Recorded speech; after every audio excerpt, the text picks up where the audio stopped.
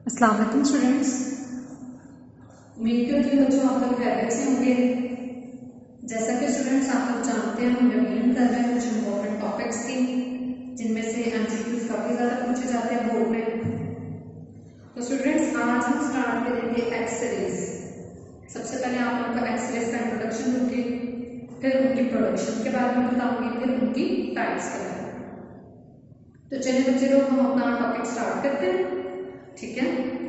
तो topic start करने से पहले मैं आप लोगों को बताती हूँ एक्स-रेज होता क्या है। डियर स्टूडेंट्स, एक्स-रेज होती हैं इलेक्ट्रोमैग्नेटिक रेडिएशंस, ठीक है। क्या होती हैं? ये हमारे पास होती हैं इलेक्ट्रोमैग्नेटिक रेडिएशंस। इलेक्ट्रोमैग्नेटिक रेडिएशंस होती हैं एक्स-रेज, ठीक है।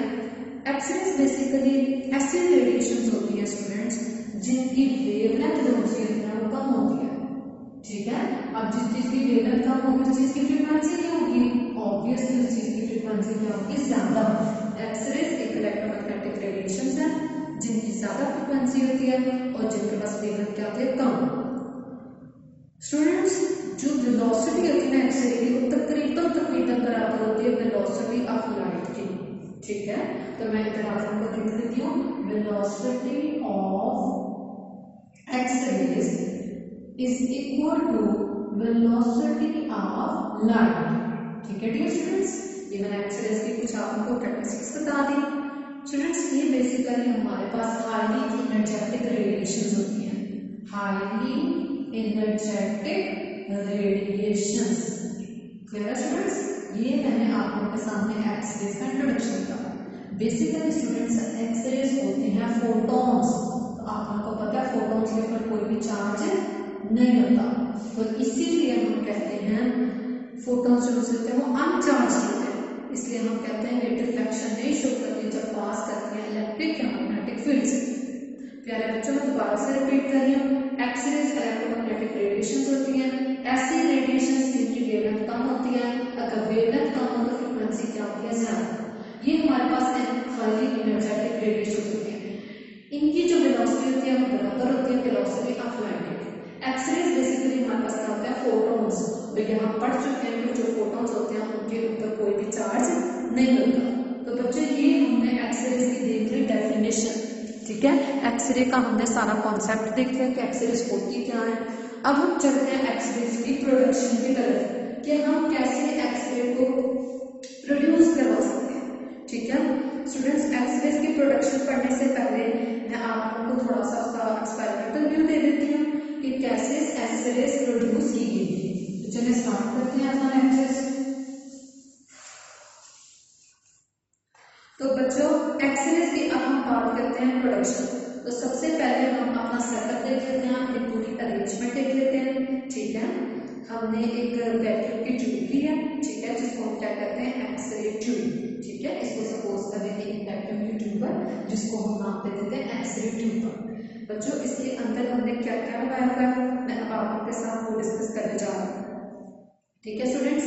तो ध्यान से सुनिएगा, जो हमने इधर लगाया हुआ एक फिलामेंट, ठीक है। इस पूरे प्रोसेस को कहते हैं इलेक्ट्रॉन गन, ठीक है। फिलामेंट क्यों लगाया बच्चे? इसको उसका फायदा ये होगा, इसको थोड़ी सी वोल्टेज प्रोवाइड करेंगे, ठीक है, जिस वजह से ये जल्दी हीटअप हो जाता है। जैसे ही इसमें से करंट पास करते हैं बहुत जल्दी फिलामेंट हीटअप हो जाता है। इसके ऊपर बेरियम ऑक्साइड लगा होता है, तो जो ही ये हीटअप होता है अपने अंदर से इलेक्ट्रॉन्स को क्या करवा देता है? एमिट करना शुरू कर देता है, ठीक है स्टूडेंट्स। तो अब हमने ये फिलामेंट लगाया हुआ, ठीक है, ताकि इसके अंदर से क्या निकलना शुरू कर जाए? इलेक्ट्रॉन्स। बच्चे, इस फिलामेंट के साइड पे हमने रखा हुआ है कैथोड। अब बच्चे ये कैथोड क्यों लगाया है? बच्चे देखिए, जब इलेक्ट्रॉन्स निकलते हैं उनके पास क्या नेचर होती है? नेगेटिव नेचर होती है इलेक्ट्रॉन्स की। तो ये कैथोड उन इलेक्ट्रॉन्स को रिपेल करेगा ताकि वो इलेक्ट्रॉन्स सामने जाए, ठीक है स्टूडेंट्स। अब होता क्या है, हमारे पास ये जो स्टूडेंट्स हाई एनर्जी इलेक्ट्रॉन्स निकलते हैं, ठीक है, जो भी इधर से हाई एनर्जी इलेक्ट्रॉन्स निकलते हैं, ठीक है, हमने उनको फॉल करवाना है हाई एटॉमिक नंबर वाले टारगेट है। तो हमने इधर जो टारगेट है वो टंगस्टन लिया। आप मोलिकुलर भी यूज कर सकते हैं, ये ऐसे टारगेट्स आप हमें यूज करने हैं जिनका जो हाई एटॉमिक नंबर होता है, क्लियर है स्टूडेंट्स। तो इधर हमने दो वाला टारगेट सेट करना है जिसका हाई एटॉमिक नंबर होता है। मैंने फिलहाल अभी इधर टंगस्टन यूज किया, क्लियर है स्टूडेंट्स। अब ये इलेक्ट्रॉन्स जब जाके टंगस्टन पे हिट करेंगे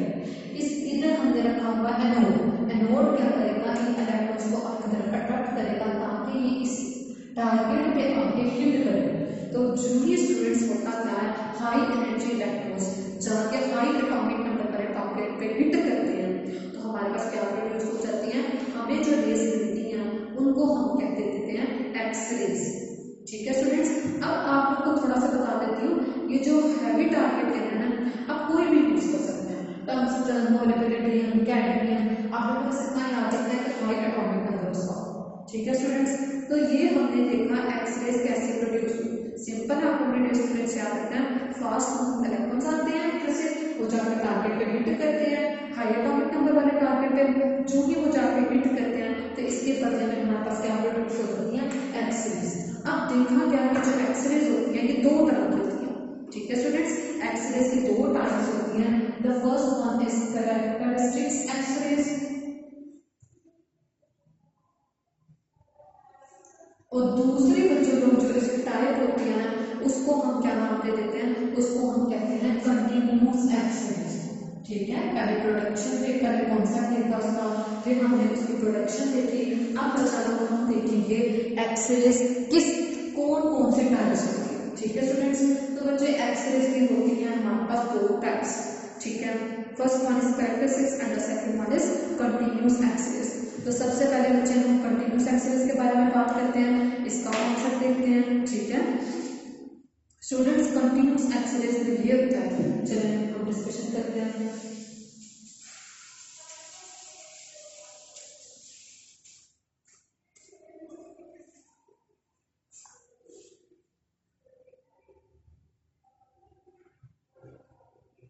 स्टूडेंट्स, हम पहले बात करते हैं कंटिन्यूअस एक्स रेज। स्टूडेंट्स, इसको हम कंटिन्यूअस एक्स रेज इसलिए कहते हैं कि अगर हम इसका स्पेक्ट्रम देखें, मतलब ठीक है, कंटिन्यूअस एक्स रेज का अगर स्पेक्ट्रम देखें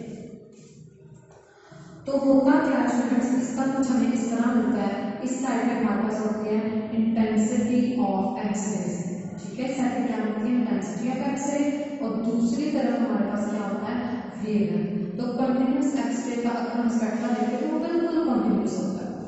ठीक है, तो इसलिए हम इसको क्या कहते हैं, कंटिन्यूअस एक्स रेज। तो चलिए अभी मैं आप लोगों को पढ़ाती हूँ कंटिन्यूअस एक्स रेज क्या होता है। बस आप लोगों को कॉन्सेप्ट दिया कि कंटिन्यूअस क्या कहते हैं, क्योंकि अगर मैं एक साइड पर इंटेंसिटी ऑफ एक्स रे और एक साइड पर वेवलेंथ का ग्राफ प्लॉट करें तो जो भी एक्स रे होती है वो कंटिन्यूअस होती है। तो स्टूडेंट्स, सपोज कर लें जैसे कि हमारे पास कोई भी हाई एटॉमिक टारगेट है। ठीक है, कोई भी एलिमेंट सपोज करें, एक ऐसा एलिमेंट सपोज करें जिसका एटॉमिक नंबर क्या हो, ज्यादा हो। तो ठीक है, मैं इधर बना देती हूँ, कोई भी एक ऐसा एलिमेंट ले लेती हूँ, कोई भी मैंने एक ऐसा एलिमेंट कंसीडर किया जिसका एटॉमिक नंबर क्या है, काफी ज्यादा हाई एटॉमिक। होता क्या है स्टूडेंट्स, जैसे ही हम इलेक्ट्रॉन को, लेट्स सपोज मैं इलेक्ट्रॉन को पास कर रहा हूँ। ठीक है, सपोज करने आगे से कोई भी इलेक्ट्रॉन आ रहा है, जब बाहर से कोई इलेक्ट्रॉन आ रहा होगा, हाँ अगर मैं उसको न्यूक्लियस के पास से पास करवाती हूँ, ठीक है, हमने कहा था ना इलेक्ट्रॉन ने जाके हिट करना हाई एटॉमिक नंबर पे, तो सपोज करें जो इलेक्ट्रॉन्स आ रहे थे वो जब हिट करता है टारगेट को, होता क्या है, जब इलेक्ट्रॉन पास करता है न्यूक्लियस की फील्ड से, बच्चे न्यूक्लियस के ऊपर पॉजिटिव से बदलता है और इलेक्ट्रॉन के ऊपर नेगेटिव, तो इन दोनों में क्या होना शुरू होती है, अट्रैक्शन। इलेक्ट्रॉन आ रहा था बहुत ज्यादा हाई स्पीड से, जो ही इलेक्ट्रॉन आता है हाई स्पीड से तो न्यूक्लियस उसको अपनी तरफ अट्रैक्ट कर लेता है, एकदम से उसकी स्पीड स्लो डाउन होना शुरू हो जाता है। ठीक है, जो भी इलेक्ट्रॉन आ रहा था, जो भी चार्ज पार्टिकल आ रहा है वो क्या होना शुरू हो जाता है, वो होना शुरू हो जाता है स्लो डाउन, क्योंकि न्यूक्लियस उसको अपनी तरफ अट्रैक्ट कर लेता है। ठीक है, तो बच्चे जो ही इलेक्ट्रॉन स्लो डाउन हो जाता है तो वो अपने अंदर से रेडिएशन को एमिट करते हैं, उन रेडिएशन को हम क्या कहते हैं, कंटिन्यूअस एक्स रे रेडिएशन, या फिर उनका एक और नाम है उसको हम कहते हैं ब्रेकिंग रेडिएशंस। ठीक है, ऐसे इसलिए होता है क्योंकि इलेक्ट्रॉन की स्पीड कम हो जाती है, जो भी इलेक्ट्रॉन स्लो डाउन हो जाता है तो वो अपने अंदर से रेडिएशंस को एमिट करता है। दूसरा मतलब इसका कॉन्सेप्ट ये है, अगर ये जो इलेक्ट्रॉन आ रहा था, ठीक है, ये जो भी इलेक्ट्रॉन आ रहा था, लेट्स सपोज ये न्यूक्लियस के बिल्कुल पास से गुजरता है, बिल्कुल करीब से, जब ये न्यूक्लियस से बिल्कुल करीब से होकर गुजरेगा तो इसकी जो एनर्जी लॉस होगी वो बहुत ज्यादा लॉस हो जाएगी। ठीक है, क्योंकि करीब से गुजरा एकदम न्यूक्लियस की स्पीड को कम कर देगा, क्योंकि न्यूक्लियस से अपनी तरफ क्या कर देगा, अट्रैक्ट। तो एनर्जी का जो लॉस होता है स्टूडेंट्स वो बहुत ज्यादा होता है। तो जब एनर्जी एनर्जी का लॉस ज़्यादा होता है, हमें जो वेवलेंथ मिलती है वो कौन सी मिलती है? Minimum wavelength. इसके ऑपोजिट एक बात, अब सपोज कर लेते हैं इलेक्ट्रॉन थोड़ा दूर होकर गुजरेगा, ठीक है, काफी दूर होकर गुजरेगा। जब इलेक्ट्रॉन डियर स्टूडेंट्स दूर होकर गुजरेगा तो उसकी जो एनर्जी का लॉस है वो कम होगा। तो जब एनर्जी का लॉस कम होता है तो जो हमें वेवलेंथ मिलती है वो क्या मिलती है? मैक्सिमम। इसीलिए इसका ग्राफ जो होता है ना कंटिन्यूस होता है, मिनिमम वेवलेंथ शुरू होता है, मैक्सिमम पे जाके खत्म होता है। इसलिए हम इसको क्या कहते हैं? हम इसको कहते हैं कंटिन्यूस एक्सिस। स्टूडेंट्स अब हम दूसरा कॉन्सेप्ट देखते हैं, दूसरी टाइप देखते हैं जो कि हमारे पास क्या थी। दूसरी टाइप का नाम अगर देखा जाए तो वो हमारे पास characteristics axis. Students characteristics axis में हम इसके बारे में डिस्कस करते हैं कि कैरेक्टरिस्टिक्स होती क्या है। बच्चे इसके पीछे एक रीजन है कि क्यों दूसरी टाइप को हम कैरेक्टरिस्टिक्स एक्सिस कहते हैं। तो चलिए अगर दूसरी टाइप के बारे में आपको कुछ एक्सप्लेनेशन देती हूँ।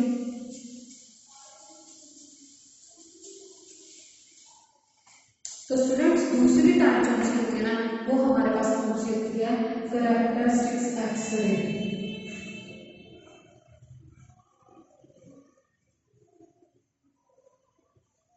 बच्चे कैरेक्टरिस्टिक्स एक्सरे में हमारे पास क्या होता है? अब हम पूछेंगे बच्चे कैरेक्टरिस्टिक्स हम एक्सरे हम इस्तेमाल करते हैं ताकि हमें पता चल जाए टारगेट एलिमेंट की प्रॉपर्टीज का, to check the properties of the target element. जैसे हमारे पास ये टारगेट एलिमेंट है, ये टारगेट है ना टंगस्टन, इसकी अगर हमें प्रॉपर्टीज चेक करनी हो तो उसको हम क्या कहते हैं? इस टारगेट एलिमेंट की अगर प्रॉपर्टीज देखनी हो तो हम उसके लिए कौन सी टाइप डिस्कस करते हैं? Characteristics X rays. अच्छा कैरेक्टरिस्टिक्स एक्सरेज के बारे में पढ़ते हैं। इसमें हमारे पास क्या होता है? जो ये हाई एनर्जी इलेक्ट्रॉन्स आते हैं फिलामेंट से निकलते हैं, ठीक है, तो सपोज कर लेते हैं जो भी हाई एनर्जी इलेक्ट्रॉन्स आए उन्होंने हिट किया किसी ऐसे एलिमेंट को जिसका एटॉमिक नंबर क्या था? बहुत ही ज्यादा हाई। अच्छा आप लोग जानते हैं पहले शेल में कितने इलेक्ट्रॉन्स होते हैं? 2। दूसरे शेल में हमारे पास कितने इलेक्ट्रॉन्स होते हैं? 8 इलेक्ट्रॉन्स होते हैं। इसी तरह हम 2m स्केल वाले फॉर्मूला से पता करके जाते हैं कि किस शेल में कितने इलेक्ट्रॉन्स होते हैं। सपोज कर लेते दूसरे शेल में 8 है, तीसरे शेल में सपोज कर लेते हैं हमारे पास 3 इलेक्ट्रॉन्स बचे किसी भी एलिमेंट के। सपोज कर लेते हैं स्टूडेंट, सपोज करें बाहर से कोई भी हाई एनर्जी इलेक्ट्रॉन आ रहा है, कोई भी क्या आ रहा है? हाई एनर्जी इलेक्ट्रॉन आ रहा है। स्टूडेंट्स वो हाई एनर्जी इलेक्ट्रॉन आ रहा है, हम सपोज कर लेते हैं बच्चे को जो हाई एनर्जी इलेक्ट्रॉन आ रहा था हमारे पास बाहर से, उसने जाके हिट किया के शेल के इलेक्ट्रॉन। फर्स्ट शेल को हम क्या कहते हैं? के, दूसरे शेल को एल, तीसरे शेल को हम क्या कहते हैं? एम। जो भी हाई एनर्जी इलेक्ट्रॉन आ रहा था उसने के शेल के इलेक्ट्रॉन को क्या किया? हिट किया। इस के शेल के इलेक्ट्रॉन को उसने आके हिट किया, ठीक है, उसने इसका इलेक्ट्रॉन रिमूव कर दिया, इलेक्ट्रॉन को बाहर निकाल दिया। हाई एनर्जी इलेक्ट्रॉन आ रहा था, उसने के शेल के इलेक्ट्रॉन को हिट किया, ठीक है, के शेल के इलेक्ट्रॉन को रिमूव कर दिया, ठीक है। तो अब के शेल का एक इलेक्ट्रॉन रिमूव हो गया, बाहर निकल गया, तो उधर क्या क्रिएट हो जाएगा? होल। होल का मतलब ये स्टूडेंट्स होता है वैकेंसी। ऐसी जगह जिधर इलेक्ट्रॉन की कमी हो जाए उस पॉइंट को हम क्या नाम दे देते हैं? होल का। तो डियर स्टूडेंट्स अब क्रिएट हो गया होल, ठीक है, के शेल। अब के शेल की जरूरत है एक इलेक्ट्रॉन की, एम शेल का इलेक्ट्रॉन, ठीक है, दूसरे शेल का एक इलेक्ट्रॉन आगे इसकी स्पेस को फिल कर देगा। तो स्टूडेंट्स बहुत यही कहा था जब इलेक्ट्रॉन ऊपर से नीचे आएगा, हायर एनर्जी लेवल से लोअर एनर्जी लेवल पे आएगा तो रेडिएशन क्या होंगी? एमिट होंगी, ठीक है, इलेक्ट्रोमैग्नेटिक रेडिएशन निकलती है। तो देखिए डियर स्टूडेंट्स एल के पास कमी हो गई थी, एल ने अपना इलेक्ट्रॉन इसको दे दिया के, तो ऊपर से नीचे इलेक्ट्रॉन आया, बदले में निकली रेडिएशन। जो रेडिएशन निकलती है उनको हम कहते हैं के अल्फा। लेट्स सपोज एल वाला नहीं देता, एम वाला देता है, ठीक है, तो एम ने अपना एल ने नहीं दिया, किसने दिया? एम ने, ठीक है, तो एम से इलेक्ट्रॉन आएगा के में, के की वैकेंसी को पूरा करेगा। जो ऊपर से नीचे इलेक्ट्रॉन आएगा तो रेडिएशन से हिट होगी।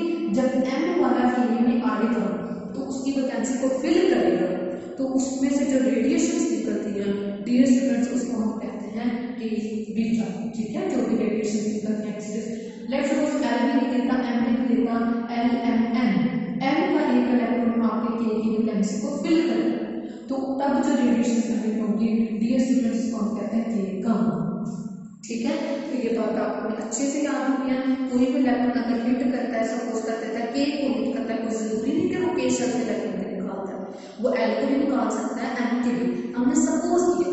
तो एल के क्या हो गई? वैकेंसी के रेट हो गई, के की वैकेंसी का अगर हमारे पास एल दूरी करने आएगा तो रेडिएशन निकलेंगे, उनको कहेंगे कि एल।